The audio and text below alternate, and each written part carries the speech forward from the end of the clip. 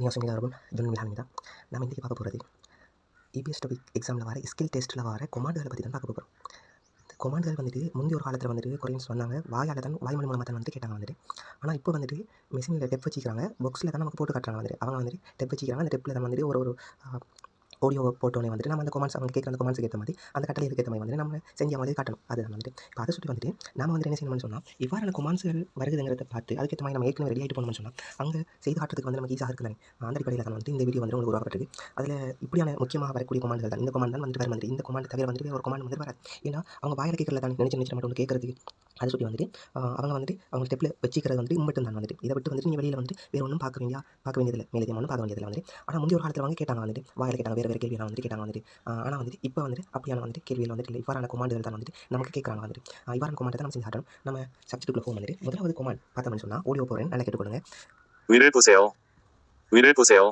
பார்த்தீங்கன்னா விரல் பூசையோ முதலாக இருக்கிற கொமாண்ட் வந்துருங்களா, விரல் பூசையோ அந்த இல்லை வந்துட்டு சேர்த்து சொல்கிறாங்க.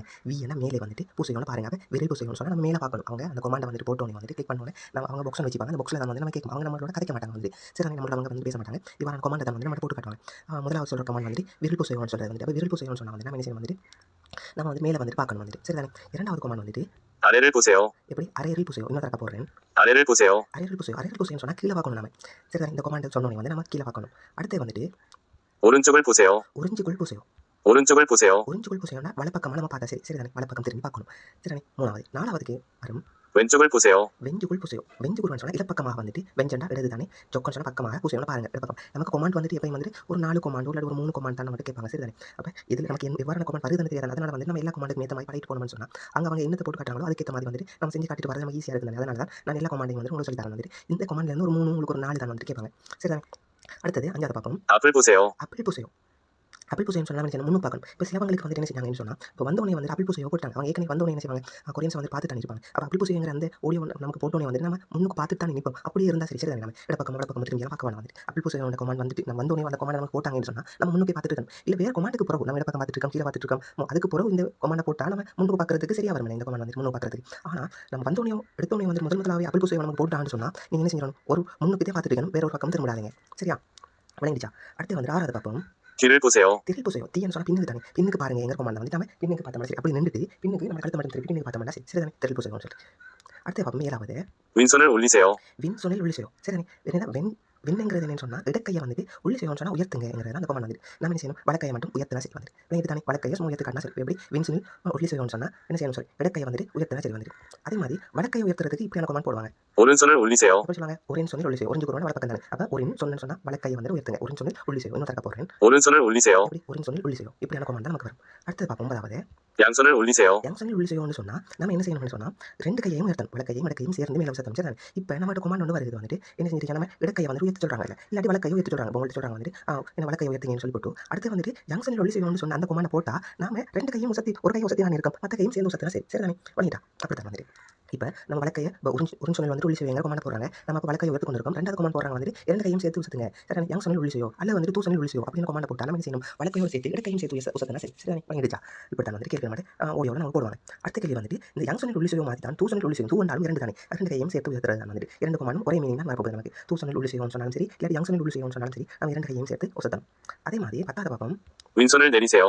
வின் சொன்னில் நெரிசையோ. வின் சொன்னில் நெரிசையோ எங்களுக்குள்ள நாம் என்ன செய்யணும்னு சொன்னால் இடக்கை வந்துட்டு பணிச்சமாட்டா சரி உயர்த்திட்டு இருக்கிற கையை வந்துட்டு பணிச்சோம். இல்லை நமக்கு சிலாக்கள்கிட்ட போட்டாங்க வந்துட்டு என்ன சொன்னால் சிலாக்கள் வந்துட்டு வந்தோடனே வந்துட்டு முதல் கொமாண்டே வந்துட்டு என்ன செஞ்சாங்க, இப்போ கீழே கையை விட்டுட்டு தான் இருப்பாங்க வந்துட்டு. கீழே ஒரு அட்டென்ஷன் அந்த போஸ்ட்டில் தான் வந்துட்டு ஆக்கள் வந்தோடனே நிற்பாங்க வந்துட்டு. ஒரு பொட்டி ஒன்று வச்சிருப்பாங்க. அந்த பொட்டிக்குள்ளே தான் நம்ம போய் நிற்கணும். சரி. அந்த போய் நிற்கக்குள்ள வந்துட்டு நம்ம அவங்கள ரெஸ்பெக்ட்டுக்காக வேண்டி நம்ம கையை வந்து கீழே விட்டுட்டு தான் நிற்போம் வந்துட்டு. அட்டென்ஷன் அந்த போஸ்ட்டில் தான் வந்து நிற்போம் வந்துட்டு. அப்போ நிற்கக்குள்ள வந்துட்டு உங்களுக்கு முதலாவது கொமாண்டே வந்துட்டு இப்போ வென் சொல்லி நெரிசையோன்னு சொல்லி அந்த கொமாண்ட் வந்து நம்ம கீழே விட்டு தான் இருக்கும். கையை வந்து 2 கையும் கீழே விட்டுட்டு இருக்கோம், கீழே பணிச்சு தான் இருக்கோம். இப்போ திருப்பி நமக்கு என்ன சொன்னால் அது இடக்கையை வந்துட்டு பணிங்க அப்படின்னு சொன்னால் நம்ம அப்படியே நின்றா சரி தானே. ஒன்றும் செய்ய தேவையில்லை வந்துட்டு. இல்லை உங்களுக்கு 2வது 3வது கொமாண்டில் வந்துட்டு நீங்கள் இப்போ கையை உசத்திட்டு இருக்கீங்க. அந்த கொமாண்டுக்கு பிறகு வந்துட்டு உங்களுக்கு என்ன செய்யப்படும், இப்போ பேர் கொமாண்ட் வருதுன்னு வச்சுக்கணும். உதாரணத்துக்கு இப்போ 2 கையும் உசத்திருக்கீங்க. அதில் வந்துட்டு வென் சொல்லி நெரிசைங்கிற கொமாண்ட் வந்துச்சுன்னு சொன்னால் நீங்கள் இடக்கையை மட்டும் படிச்சா சரி, வலக்கையை உசத்தி கொண்டு இருக்கணும், இடக்கையை வந்துட்டு மட்டும் படிச்சா சரி. ஆனால் உங்களுக்கு நீங்கள் இப்படி கொமாண்ட் வந்துச்சுன்னா நீங்கள் வந்தோடனே வந்துட்டு உங்களுக்கு முதல் தடவையாக வந்துட்டு வென் சொல்லி நெரிசைங்கிற கொமாண்ட் போட்டாங்கன்னு சொன்னால் நீங்கள் என்ன செய்யப்படா, அதாவது கீழே விட்டு தான் இருக்கணும், அப்படியே விட்டு இருந்தால் சரி தானே. ஒன்றும் செய்ய வேண்டியது இல்லை.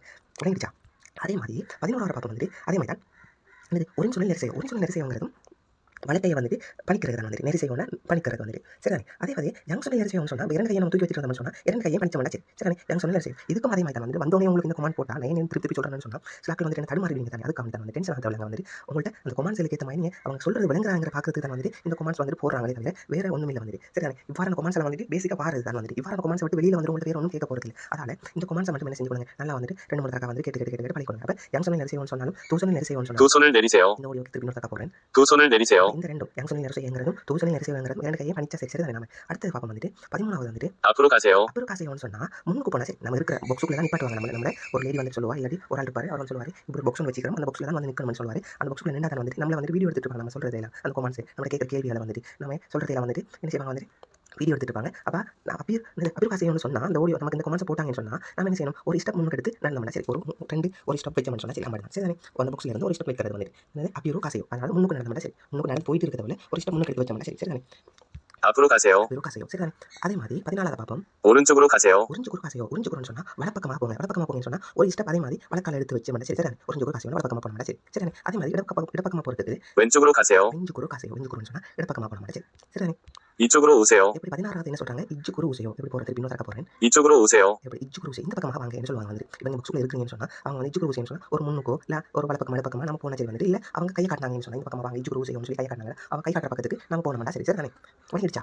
அதே மாதிரி 17வது பார்ப்போம் 뒤로 들어서세요. திருவத்தோர செய்யணும்னு சொன்னால் நம்ம என்ன செய்யணும்னு சொன்னால் திரும்பி போகணும் வந்துட்டு பின்னுக்கு திரும்பி போகணுன்றது தான் வந்துட்டு திருவத்தோர சொசையோன்னு சொல்லுவாங்க. இன்னும் தக்க போகிறேன் அந்த ஓடியோ கேட்டுக்கொள்ளுங்க. 뒤로 들어서세요. திருவத்தோர சொசையோன்னு சொல்கிறது வந்துட்டு பின்னுக்கு திரும்பி போனோம்னா சரி பின்னுக்கு திரும்பி ஒரு ஸ்டெப் வச்சோம்னா சரி சரிதானே. திருவத்தோர சரிதானே. சிலாக்கள் வந்துட்டு திருவசையோன்னு சொன்னால் பின்னுக்கு திரும்பணும்னா சரி சரிதானே. துரோசையோன்னு சொன்னால் பின்னுக்கு திரும்பணும் ஆனால் திருவசையோன்னு சொன்னால் பின்னுக்கு திரும்ப ஒரு ஸ்டெப் வச்சா சரி மட்டும் நான் வந்துட்டு சரியா. அதே மாதிரி 18வது பார்ப்போம் 의자에 앉으세요. ஈஜான்னு சொன்னால் கதிரை தானே. அந்த கதிரை ஒன்று எல்லாம் கொமெண்ட்ஸ் எல்லாம் முடிஞ்சான்னு சொன்னால் அவங்க வந்து ஒரு கதிரை ஒன்று தருவாங்க. அந்த கதிரையில் வந்துட்டு இருக்கணும் மேம் அதுக்கு தான் வந்துட்டு ஈஜா அஞ்சு செய்வோம்னு சொல்லுவாங்க வந்துட்டு அந்த ஓடியோ போடுவா சரிதானே. அந்த ஓடியோ உங்களுக்கு அவங்களுக்கு தச்சமே வந்து டெப்ல பாராட்டி வாயில சொல்லுவாங்க வந்துட்டு பாருங்க இதை மட்டும் தான் வாயில சொல்லுவாங்க ஈஜா அஞ்சு செய்வோம்னு சொன்னால் நம்ம அந்த கதிரையில் வந்து கம்சாமி தான் சொல்லி போட்டு தான் உட்காரணும். ஏன்னா மரியாதை தானே மரியாதைக்கான வந்து கம்சாமி தான் தங்கி சொல்லி போட்டு தான் வந்து செய்யணும். நம்ம அந்த கதிரையில் வந்து உட்காரணும். அந்த உட்காரத்துக்கு பிறகு வந்துட்டு நம்மகிட்ட வந்துட்டு அந்த படம் இருக்குது தானே அந்த படத்துக்கு என்ன படம்னு சொல்லி நம்ம அதுக்கு பிறகு அந்த படம் சம்பந்தமான கேள்விகள் மட்டும் கேட்பாங்க வந்துட்டு சரி அவளைங்கச்சா. அதே மாதிரி வந்துட்டு இப்போ வேறு இதுகளை இவ்வாறான கேள்விகள் மட்டும் தான் வரும். இதை விட்டு வந்து வேறு கொமெண்ட்ஸ் வந்து நீங்கள் பார்க்க தேவையில்லை வந்துட்டு கட்டாயம் இதை தான் வச்சுக்கொள்ளுங்க. அதே மாதிரி வந்துட்டு என்னன்னு சொன்னால் 멈추세요. மேம்சுசையோன்னு சொன்னால் ப்ளீஸ் ஸ்டாப்னு சொல்கிறது தான் நிப்பாட்டுங்க அப்படிங்கிறது தான் வந்து மேம்சுசையோ. நம்ம ஒரு செயற்பாடு செஞ்சுட்டு இருக்கோம்னு சொன்னால் அந்த செயற்பாடு வந்துட்டு நிப்பாட்டுங்க அப்படின்னு சொல்கிறது வந்துட்டு மேம்சுசையோ அப்படின்ற மாதிரி சொல்லுவாங்க சரி தானே. மேம்சுசையோன்னு சொல்லுவாங்க. இது இப்போ என்ன சொன்னால் இன்னொரு உதாரணம் உங்களுக்கு சொல்கிற மாதிரி இப்போ ஹொரில் தொழில் செய்வோம் அப்படிங்கிற ஒரு கொமாண்ட் ஒன்று இருக்குது. ஆனால் நீங்கள் அப்படியான கொமாண்டில் பார்க்கவே தேவையில்லை வந்து அப்படியான உங்களுக்கு வரைய வராது. நான் உங்களுக்கு உதாரணத்துக்கு சொல்லுவேன் ஹொரில் தொழில் செய்வங்கிற கொமாண்டுகளும் வருதுன்னு சொல்கிறாங்க வந்துட்டு. ஆனால் வரல வந்துட்டு இவ்வாறான இந்த 19 கொமாண்ட்ஸ் தான் வந்துட்டு கூடுதலான நாட்களுக்கு வரது வந்துட்டு சரி. இது தவிர வந்து வேறு ஒன்றும் வராது. மேலதிகமான சில சில வந்து படிச்சு கொடுக்குறாங்க. அதுக்கு தவறில் வந்து நம்ம புரிஞ்சுக்க வேணும். இப்படி கேட்டால் வந்து ரெடி ஆகிட்டு போகிறதுக்காக சொல்லி வந்து அவங்க படிச்சு கொடுக்குறாங்க. ஆனால் வந்துட்டு அது தவறில் வந்து நல்ல வந்துட்டு நம்ம தெரிஞ்சுக்கிறனால தான் வந்துட்டு நம்ம அறிவு வந்துட்டு வளர்ச்சி அடையும் வந்துட்டு. ஆனால் இவ்வாறான கொமர்ஷியல் மட்டும் தான் நமக்கு வர வந்துட்டு இப்போ வந்துட்டு நான் சொல்ல வந்தது சொன்னால் இப்போ ஹொரில் தொழில் செய்வோம்னு சொன்னால் நம்ம என்ன செய்வோம் நம்ம இடுப்பை வந்துட்டு ஆட்டி கொண்டு இருக்கும். அதே மாதிரி வந்துட்டு மொழிகள் தொழில் செய்வோம்னு சொன்னால் நம்ம தலையை வந்துட்டு சுற்றுவோம் வந்துட்டு தலையை ஆட்டுவோம் வந்துட்டு இவ்வாறான சேர்ந்து அதை பக்ஸு செய்வோம்னு சொன்னால் வந்து என்ன செய்யணும் கை தட்டணும். அவ்வாறான கொமாண்டெல்லாம் வந்துட்டு இல்லை. ஆனால் சிலவங்க வந்து சொல்லிக் கொடுக்குறாங்க. அப்போ அவ்வாறான கொமாண்ட் செய்யக்குள்ள வந்துட்டு வந்துட்டு என்னது மேம்சு செய்வோம்னு சொன்னால் வந்துட்டு நம்ம நிப்பாட்டம் வந்துட்டு இல்லை நம்ம வேறு கொமாண்ட் சொன்னாலும் வந்துட்டு நம்ம நிப்பாட்டம் வந்துட்டு. ஆனால் மேம்சு செய்வோங்கிற கொமாண்ட் வந்து பெருசாக வந்து யூஸ் பண்ண மாட்டாங்க வந்துட்டு. இவ்வாறான 19 கொமாண்ட் நீங்கள் படித்தாலே வந்துட்டு சரி இதை வந்துட்டு திருப்பி செஞ்சு பார்த்தாலே உங்களுக்கு வந்துட்டு நல்ல மார்க்ஸ் வந்துட்டு எடுக்கலாம். வேறு நீங்கள் டவுட் இருந்தால் கேளுங்க. இதோ கம்சாமிதா.